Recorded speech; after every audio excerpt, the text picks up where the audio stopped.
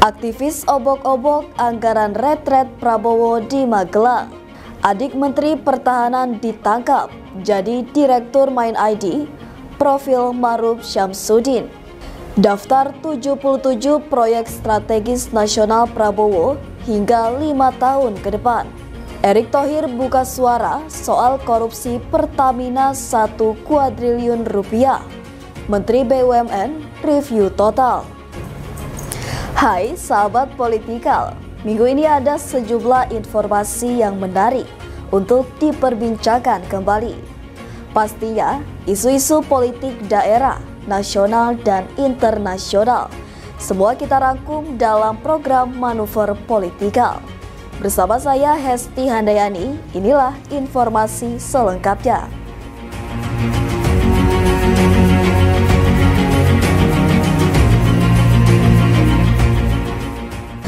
Para aktivis menamakan diri Koalisi Masyarakat Sipil Anti Korupsi melaporkan dugaan tindak pidana korupsi terkait penyelenggaraan retret atau orientasi kepemimpinan bagi kepala daerah dan wakil kepala daerah tahun 2025 ke Komisi Pemberantasan Korupsi. Adapun pihak yang dilaporkan, Kementerian Dalam Negeri atau Kemendagri, termasuk Menteri Dalam Negeri atau Mendagri Tito Karnavian, serta jajaran direksi PT Lembah Tidar Indonesia atau LTI, salah satunya Heru Irawanto. Berikut ulasan selengkapnya. Para aktivis menamakan diri Koalisi Masyarakat Sipil Anti Korupsi melaporkan dugaan tindak pidana korupsi terkait penyelenggaraan retreat atau orientasi kepemimpinan bagi kepala daerah dan wakil kepala daerah tahun 2025 ke Komisi Pemberantasan Korupsi atau KPK. Adapun pihak yang dilaporkan, Kementerian Dalam Negeri atau Kemendagri, termasuk Menteri Dalam Negeri atau Mendagri Tito Karnavian, serta jajaran direksi PT Lembah Tidar Indonesia atau LTI, salah satunya Heru Irawanto. Perwakilan Koalisi Masyarakat Sipil, Ferry Amsari menyatakan, kegiatan retreat yang dinilai tidak sesuai dengan ketentuan Undang-Undang Dasar 1945 dan Undang-Undang Pemerintah Daerah. Dari hasil penelusurannya, ditemukan kejanggalan dalam penunjukan PT Lembah Tidar Indonesia sebagai mitra pemerintah untuk mengelola retreat.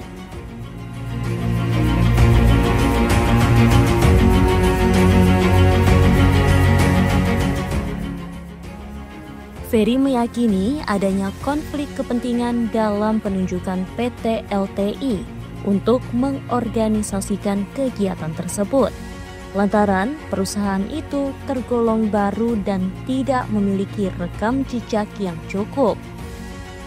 Selain itu, ia juga menuding pengadaan barang dan jasa dalam retreat yang dinilai tidak transparan dan melanggar standar prosedur yang berlaku.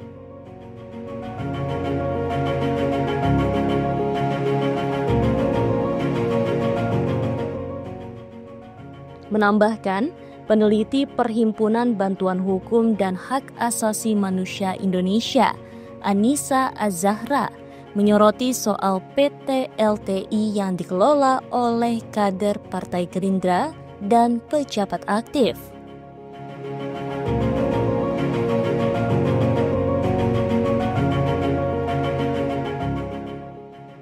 Sebelumnya, Ketua Harian DPP Gerindra, Sufmi Dasko Ahmad, angkat bicara terkait kepemilikan PT Lembah Tidar Indonesia yang menjadi mitra penyelenggaraan retreat kepala daerah di Magelang.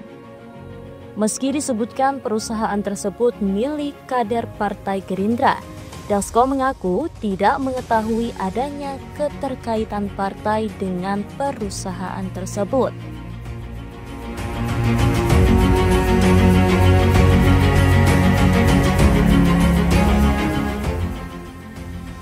Sebagai informasi, rencana Kementerian Dalam Negeri atau Kemendagri mengadakan orientasi kepemimpinan atau retreat bagi 505 kepala daerah di Akademi Militer atau Akmil Magelang, Jawa Tengah menuai sorotan. Perhatian publik tertuju pada pembiayaan kegiatan yang sebagian dibebankan kepada anggaran pendapatan dan belanja daerah atau APBD masing-masing pemerintah daerah. Meskipun kegiatan ini didanai melalui DIPA, Badan Pengembangan Sumber Daya Manusia Kemendagri, sejumlah biaya justru dibebankan kepada pemerintah daerah melalui APBD. Hal itu tertuang dalam Surat Edaran atau SE Mendagri nomor 200/628/SJ. Surat ini tersebar melalui jurnalis investigasi sekaligus co-founder Watchdog Dandi Laksono dalam akun X-nya Rabu 12 Februari 2025.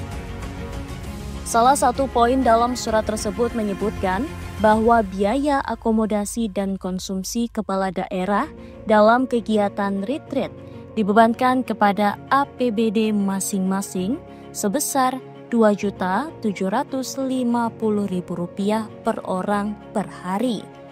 Jika dikalikan 8 hari, setiap kepala daerah harus membayar Rp2.750.000 dikali 8 sama dengan Rp22 juta. Dengan total peserta mencapai 505 kepala daerah, anggaran yang harus dikeluarkan dari APBD seluruh daerah untuk akomodasi dan konsumsi saja mencapai Rp22 juta dikali 505 sama dengan Rp11.110.000.000 atau Rp11,1 miliar.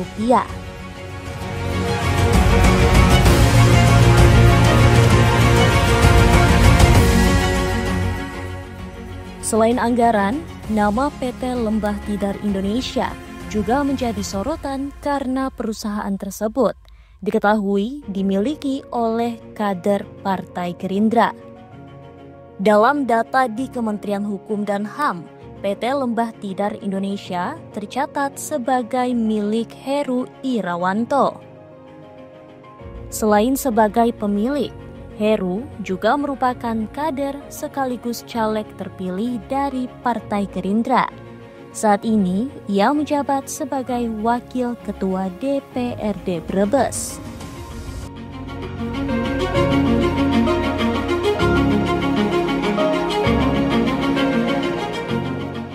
Rapat Umum Pemegang Saham atau RUPS Badan Usaha Milik Negara atau BUMN Holding Industri Pertambangan Main ID pada hari ini, Senin 3 Maret 2025, telah memutuskan untuk merombak petinggi Main ID. Berikut ulasan selengkapnya. Rapat Umum Pemegang Saham atau RUPS Badan Usaha Milik Negara atau BUMN Holding Industri Pertambangan Main ID pada hari ini, Senin 3 Maret 2025, telah memutuskan untuk merombak petinggi Main ID.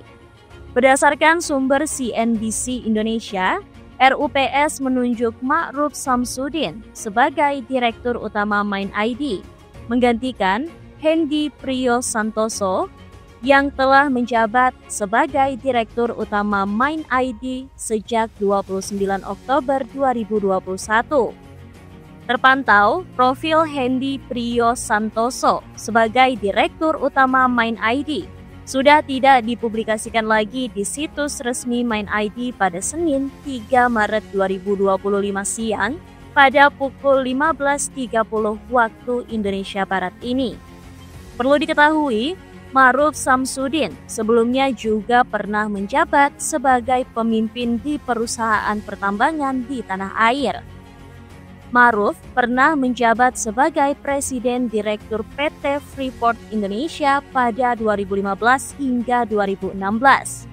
Adik dari Menteri Pertahanan, Syafri Samsudin ini merupakan purnawirawan TNI Angkatan Udara. Lulus dari Akademi Angkatan Udara pada 1980, Ma'ruf pernah menjabat sebagai Komandan Skadron 465 Paskas, Atase Pertahanan Republik Indonesia untuk Brazil, Direktur Kontra Separatis BIN, Sahli Hankam BIN, dan Wakil Kepala BIN selama periode 2011 hingga 2014. Selama 4 tahun memimpin MindID, Hendy telah melakukan beberapa terobosan, baik dalam proyek pertambangan maupun hilirisasi di sejumlah perusahaan tambang di bawahnya.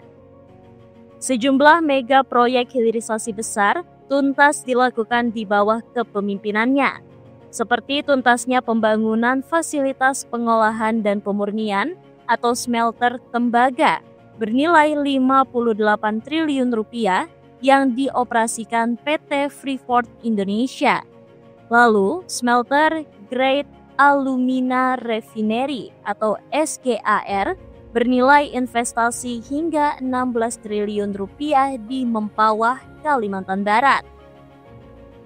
Beberapa proyek strategis ke depan lainnya meliputi implementasi proyek Dragon di PT Aneka Tambang Tbk atau ANTM, di mana telah memasuki tahap joint venture dengan perusahaan baterai kendaraan listrik atau electric vehicle atau EV terbesar asal Cina, yakni Contemporary Amperex Technology Co. Limited atau CATL. Proyek strategis lainnya yakni proyek PT Bukit Asam Tbk atau PTBA yang berfokus pada upaya mengatasi kendala angkutan logistik. PTBA proaktif mengembangkan solusi untuk mengatasi kendala ini dengan melakukan pengembangan kapasitas angkutan lainnya. Selanjutnya, MindID melalui ANTM berupaya commodity monetizing. Di antaranya, proyek EV battery, proyek Dragon, dan proyek Titan yang bertujuan untuk meningkatkan pemanfaatan komoditas mineral dalam produksi baterai kendaraan listrik.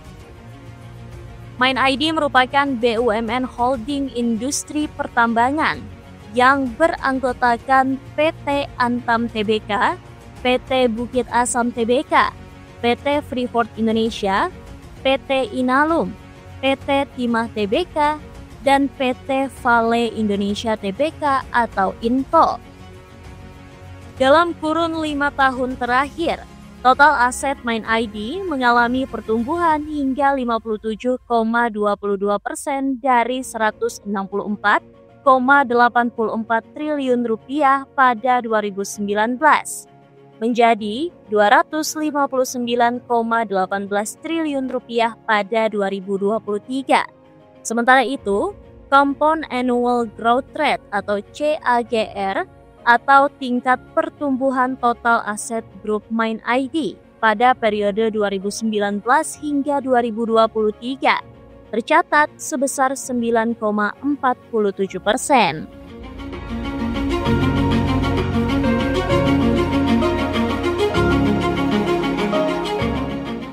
Pemerintahan Presiden Prabowo Subianto telah menetapkan 77 proyek strategis nasional atau PSN yang masuk ke dalam bagian dari Rancangan Pembangunan Jangka Menengah Nasional atau RPJMN 2025 hingga 2029. Berikut ulasan selengkapnya.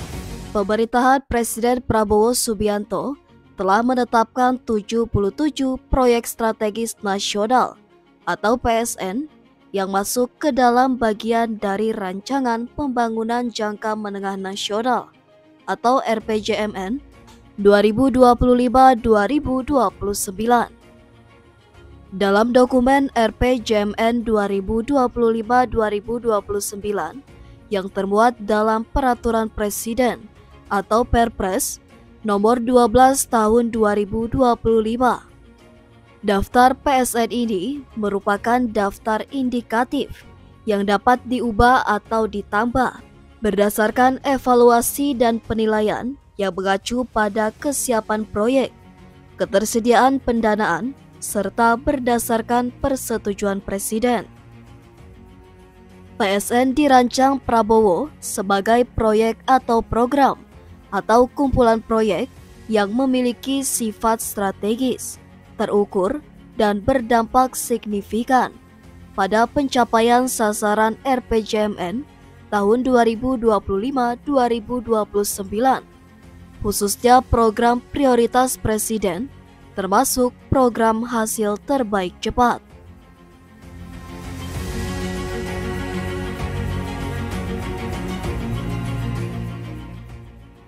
PSN itu sendiri dapat diprakarsai atau diusulkan dan dilaksanakan baik oleh pemerintah pusat, pemerintah daerah, badan usaha milik negara atau BUMN, maupun badan usaha swasta. Sedangkan penetapannya dilaksanakan melalui mekanisme RKP. Berikut ini daftar indikasi PSN 2025-2029 dalam dokumen RPJMN Perpres 12/2025. 1. Program makan bergizi gratis nasional yang dilaksanakan oleh Badan Gizi Nasional sebagai koordinator. 2. Revitalisasi sarana dan prasarana sekolah dan madrasah yang berkualitas nasional. Koordinator pelaksananya ialah Kementerian Pendidikan Dasar dan Menengah. 3. Pembangunan dan penyelenggaraan sekolah unggul nasional. Koordinator pelaksananya ialah Kementerian Pendidikan Tinggi, Sains dan Teknologi. 4.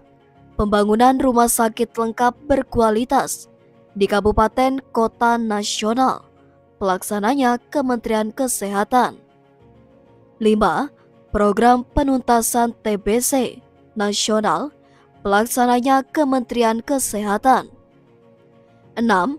Pembangunan kampus Universitas Islam Internasional Indonesia di Jawa Barat. PSN Carryover. Pelaksananya Kementerian Agama dan Kementerian Pekerjaan Umum. 7. Pengembangan lumbung pangan atau food estate di Kalimantan Tengah, Sumatera Selatan, dan Papua Selatan. Pelaksananya Kementerian Pertanian dan pihak swasta. 8. Ketahanan pangan melalui perhutanan berbasis masyarakat nasional. Koordinator pelaksananya ialah Kementerian Kehutanan. 9. Layanan irigasi pendukung lumbung pangan nasional. Dengan pelaksananya ialah Kementerian Pekerjaan Umum. 10. Peningkatan produksi daging sapi dan susu sapi nasional. Pelaksananya ialah Kementerian Pertanian. 11. Pembangunan pelabuhan perikanan Nusantara di Bali dengan pelaksana Kementerian Kelautan dan Perikanan serta pihak swasta. 12. Revitalisasi akuakultur berkelanjutan di Pantura, Jawa Barat dengan pelaksana Kementerian Kelautan dan Perikanan. 13. Giant Seawall Pantai Utara Jawa di daerah DKI Jakarta, Jawa Barat, Jawa Timur, Banten, dan Jawa Tengah. Pelaksananya ialah Kementerian Pekerjaan Umum dan Pemprov DKI Jakarta. 14. Bendungan Waiapu di Maluku dengan pelaksana Kementerian Pekerjaan Umum. 15. Bendungan Jeragung di Jawa Tengah dengan pelaksana Kementerian Pekerjaan Umum. 16. Bendungan Bai di Nusa Tenggara Timur dengan pelaksana Kementerian Pekerjaan Umum. 17. Bendungan Bulango Ulu di Gorontalo dengan pelaksana Kementerian Pekerjaan Umum. 18. SPAM Regional Wosusokas di Jawa Tengah dengan pelaksana Kementerian Pekerjaan Umum. 19.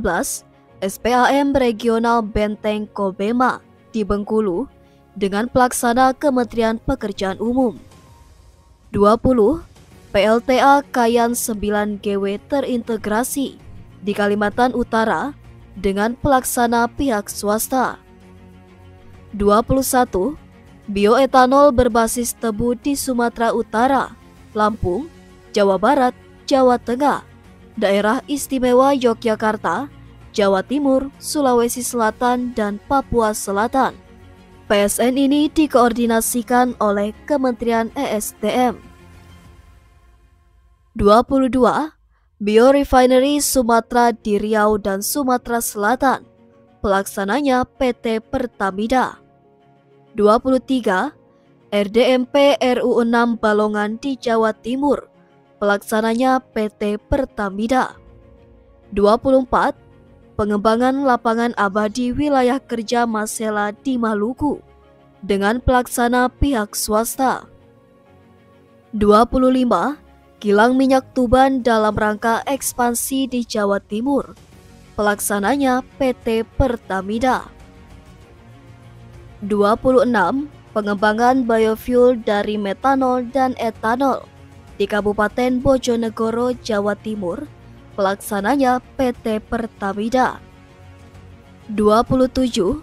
North Hub Development Project Selat Makassar di Kalimantan. Pelaksananya dari pihak swasta. 28. RDMP RU4 Cilacap di Jawa Tengah. Pelaksananya PT Pertamina. 29. Biorefinery Cilacap di Jawa Tengah. Pelaksananya PT Pertamina. 30. Pembangunan jaringan gas perkotaan di Batam, Palembang, Pekanbaru, Makassar, Jakarta, Bekasi, dan Palu. Pelaksananya PT Pertamina atau PGN. 31.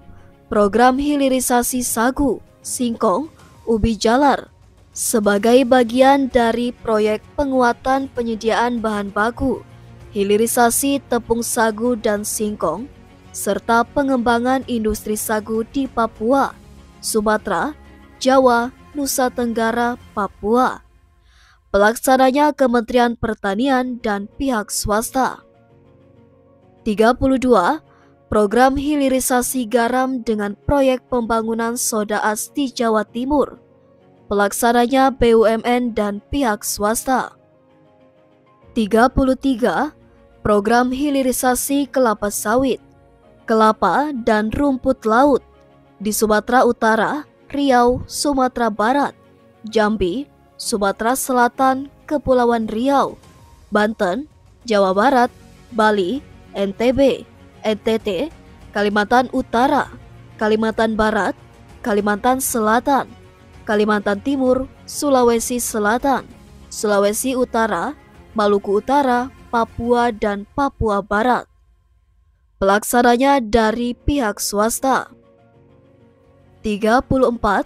Program hilirisasi nikel, timah bauksit dan tembaga di Banten, Jawa Barat, Jawa Tengah, Jawa Timur, Sulawesi Selatan, Sulawesi Tenggara, Sulawesi Tengah, Maluku Utara, Kalimantan Selatan, Kalimantan Timur, Nusa Tenggara Barat, Papua Tengah, Kepulauan Riau, Sumatera Utara, Bangka Belitung, dan Kalimantan Barat. Pelaksananya PT Main ID dan swasta. 35. Program pengembangan industri Dirgantara melalui pengembangan N219 amfibi nasional. Pelaksananya ialah Kementerian Pertahanan dan PT Dirgantara Indonesia. 36. Proyek pengembangan industri kimia melalui proyek 1, pembangunan pabrik klor-alkali dan etilen dichloride, dan proyek 2, pembangunan Lotte Chemical Indonesia New Ethylene Project di Banten. Pelaksananya pihak swasta. 37. Pengembangan layanan digital pemerintah terpadu nasional. Pelaksananya Kementerian Pendayagunaan Aparatur Negara dan Reformasi Birokrasi atau PANRB sebagai koordinator. 38. Penyediaan peta dasar skala besar 1:5.000 seluruh wilayah Indonesia. Dengan pelaksananya ialah Badan Informasi Geospasial. 39. Pengembangan KEK Arun Lok Sumbawe di Nanggro Aceh Darussalam oleh BUPP KEK Arun Lok Sumbawe. 40. Pengembangan KEK Seimangke di Sumatera Utara oleh BUPP KEK Seimangke. 41. Pengembangan KEK Galang Batang di Kepulauan Riau oleh BUPP KEK Galang Batang. 42. Pengembangan kawasan industri terpadu Batang di Jawa Tengah oleh pihak swasta. 43. Pengembangan kawasan industri Ketapang Bangun Sarana di Kalimantan Barat oleh pihak swasta. 44. Pengembangan kawasan industri Kalimantan Industrial Park Indonesia atau KIPI di Kalimantan Utara oleh swasta. 45. Pengembangan kawasan industri Wedabai di Maluku Utara oleh pihak swasta. 46. Kawasan industri Bantaeng di Sulawesi Selatan oleh pihak swasta. 47. Kawasan industri Teluk Bintuni dan pengembangan industri metanol, amonia, dan pemanfaatan karbon dari hasil CCUS atau CCS di Papua Barat oleh pihak swasta. 48. Kawasan industri Tanah Kuning di Kalimantan Utara oleh pihak swasta. 49. Kawasan industri Pulau Ladi di Kepulauan Riau oleh pihak swasta. 50. Kawasan industri Fak-Fak di Papua Barat oleh BUMN. 51. Kawasan industri Indonesia Dahwashing Industry Park di Sulawesi Tengah oleh pihak swasta. 52. Kawasan industri Indonesia Huali Industry Park di Sulawesi Selatan oleh pihak swasta. 53. Kawasan industri Wira Raja Green Renewable Energy and Smart Eco Industrial Park di Kepulauan Riau oleh pihak swasta. 54. Kawasan industri Indonesia Giga Industry Park di Sulawesi Tenggara oleh pihak swasta. 55. Kawasan industri Kolaka Research Industrial Park di Sulawesi Tenggara oleh pihak swasta. 56. Kawasan industri ASPIRS Target di Sulawesi Tenggara oleh pihak swasta. 57. Pengembangan kawasan industri Toapaya, Pulau Poto, dan Kampung Masiran di Kepulauan Riau oleh pihak swasta. 58. Kawasan industri Tekno Hijau Konasara di Sulawesi Tenggara oleh pihak swasta. 59. Kawasan industri Futong di Riau oleh swasta. 60. Kawasan industri Pulau Penebang di Kalimantan Barat oleh pihak swasta. 61. Kawasan industri Kumai Multi Energi di Kalimantan Tengah oleh pihak swasta. 62. Kawasan industri Alumina Toba di Kalimantan Barat oleh pihak swasta. 63. Kawasan industri Indo Mineral Mining di Sulawesi Tengah oleh pihak swasta. 64. Kawasan industri Tabuk di Kalimantan Tengah oleh pihak swasta. 65. Kawasan industri Rimau di Kalimantan Tengah oleh pihak swasta. 66. Pengembangan Pelabuhan Ambon Terpadu di Maluku oleh Kementerian Kelautan dan Perikanan serta Kementerian Perhubungan. 67. Pembangunan jalan tol terintegrasi dengan utilitas di Sumatera oleh BUMN Penugasan. 68. Penataan kawasan pusat pemerintahan daerah otonomi baru atau DOB Papua di Papua Tengah, Papua Selatan, Papua Pegunungan, dan Papua Barat oleh Pemprov Papua Tengah Papua Selatan, Papua Pegunungan, dan Papua Barat. 69. Pembangunan IKN carryover di Ibu Kota Nusantara oleh OIKN, Kementerian Pekerjaan Umum, BUMN, dan pihak swasta. 70. Pembangunan Pelabuhan Patimban carryover di Jawa Barat oleh Kementerian Perhubungan. 71.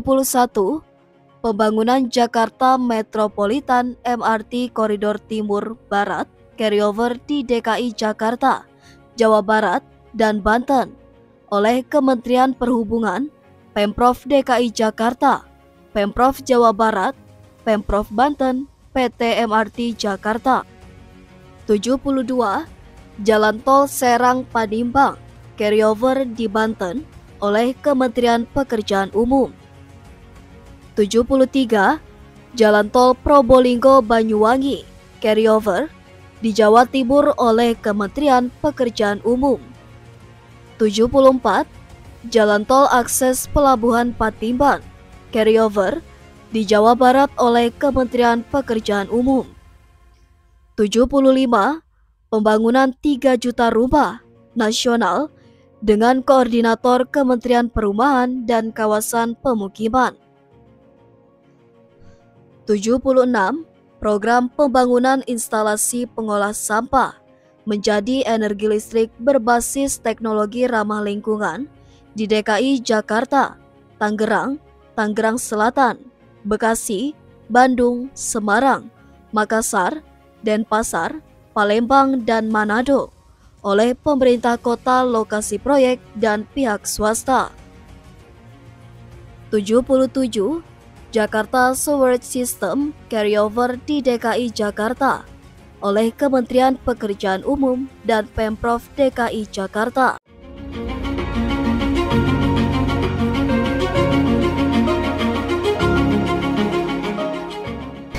Kasus korupsi tata kelola minyak mentah dan produk kilang, subholding dan kontraktor kontrak kerjasama periode 2018-2023. 6 pejabat PT Pertamina Patraniaga, anak perusahaan PT Pertamina, ditetapkan sebagai tersangka oleh Kejaksaan Agung. Sedangkan 3 tersangka lainnya dari kalangan mitra Pertamina Patraniaga.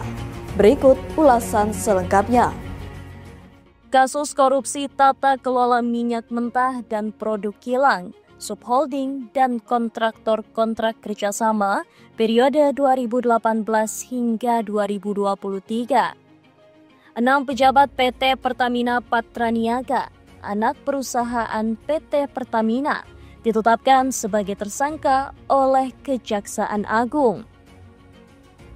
Sedangkan 3 tersangka lainnya dari kalangan mitra Pertamina Patraniaga.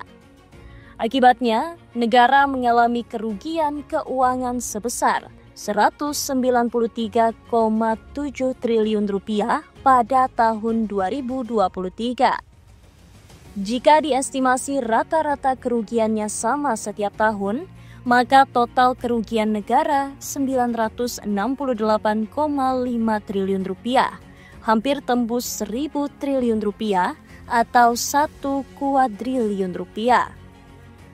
Menteri Badan Usaha Milik Negara atau BUMN Erick Thohir buka suara terkait kasus korupsi tata kelola minyak mentah dan produk kilang, subholding, dan kontraktor kontrak kerjasama periode 2018 hingga 2023. Ia menjelaskan saat ini kasus tersebut masih dalam pendalaman oleh Kejaksaan Agung.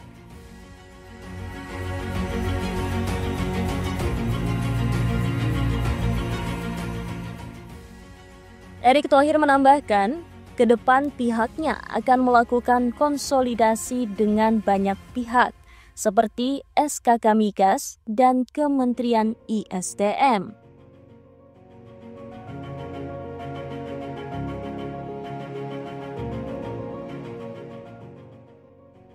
Pergantian Direktur Pertamina Patraniaga yang tersandung kasus tersebut akan dilakukan selaras dengan musim rapat umum pemegang saham atau RUPS tahunan yang biasanya akan digelar pada Maret.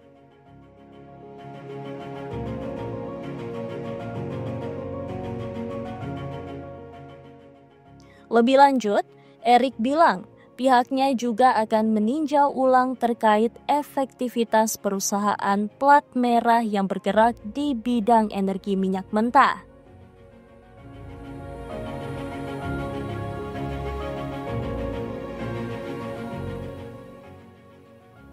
Oplos minyak. Sebelumnya, Direktur Penyidikan Jaksa Agung Muda Bidang Tindak Pidana Khusus Kejagung, Abdul Qohar, menegaskan pihaknya akan memeriksa seluruh pihak yang diduga terlibat dalam kasus itu.